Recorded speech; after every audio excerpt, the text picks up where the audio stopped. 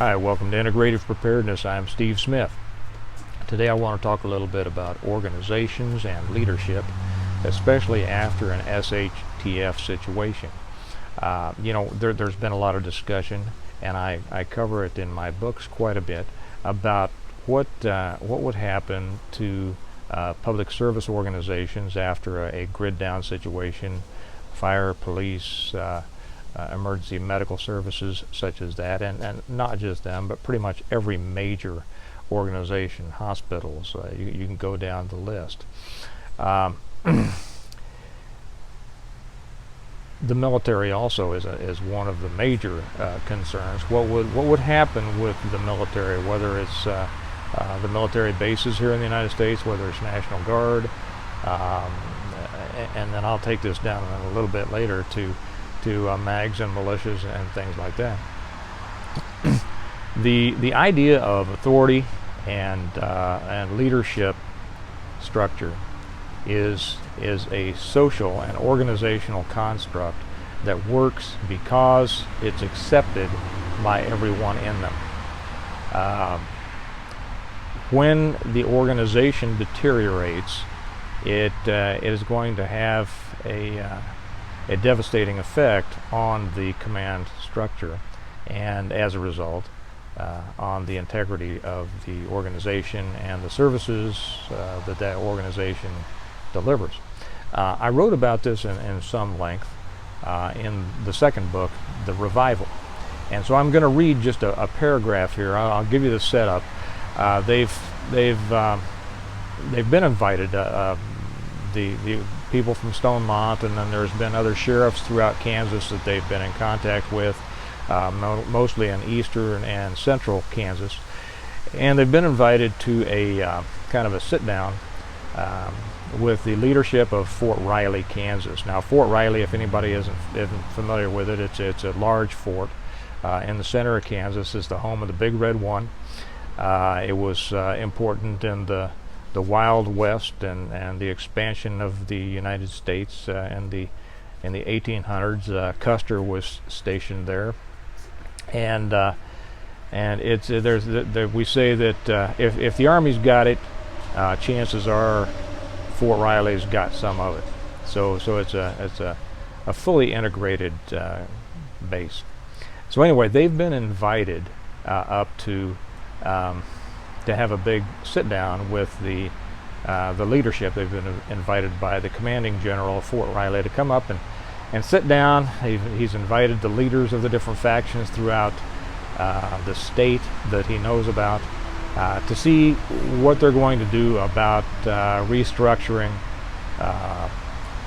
community and society, and to what extent each faction is going to be involved. There's a lot of trepidation on the part of the people from Stonemont and the different sheriffs, because after the event happened, Riley shut its gates and pretty much stayed within, and they did not come out to assist the areas around them. Now I'm not going to get into the whys of that, but I'm just going to read something that I wrote in The Revival that kind of explains the concerns about leadership and organizational integrity after a major collapse. The person speaking here is going to be is Tom, for those of you who Tom Murphy, for those of you who have read the books, will be familiar with him. He is a retired Marine colonel, and so he's speaking from some experience. And he says, he's speaking to the group there. He says, I don't know what the manpower of the fort is, and it's impossible to know the base culture and morale without an inside source, but I would bet things are getting pretty frayed. Remember, this is a year after the event happened, and possibly fractured by now. What do you mean fractured? Asked one of the characters. And Tom continues. He says, any base, like any organization, has a number of different factions. In normal times, organizational discipline tends to conceal those fault lines, but when stress elevates, especially stress of an unfamiliar nature, those factions start to move like tectonic plates, threatening the integrity of the organizational and leadership structure.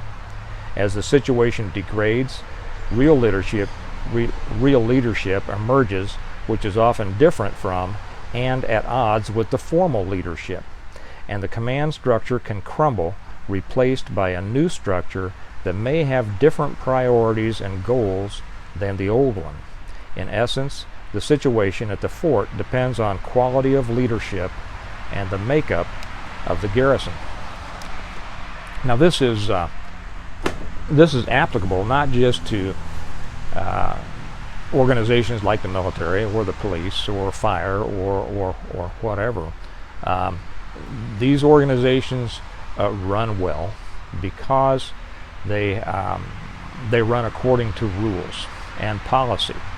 And during good times, as long as there's no major shakeup, those policies and those rules do a pretty good job to contain the behaviors, the actions, the interactions of the people within that organization.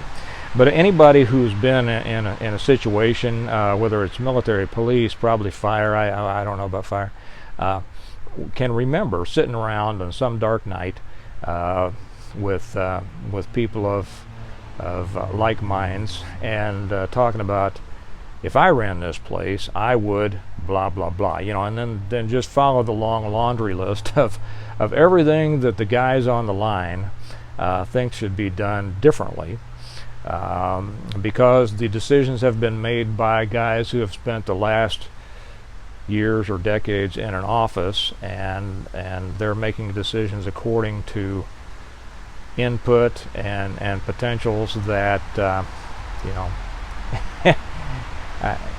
are dubious sometimes, but are not in line with often in line with the main mission of the organization, and this causes a problem because not all leaders are in management, as we say. Not all leaders, and many times the real leaders are not in the upper levels of an organization. And what I mean by that, certainly they have those leadership positions and they're called leaders.